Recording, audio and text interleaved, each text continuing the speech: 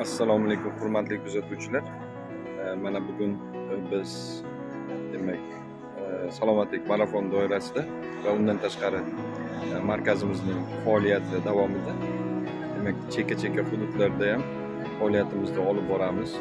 Bunga to'liq imkoniyatlarimiz va sharoitlarimiz yaratilgan.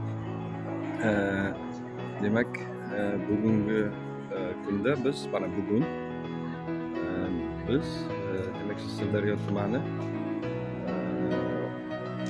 6 insonli oilaviy poliklinikadamiz.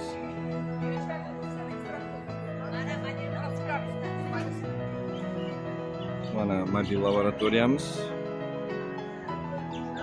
aholi, laboratoriyamiz ichi konditsionerlari bor, narsalari bor. Bu registratsiya qilyapti.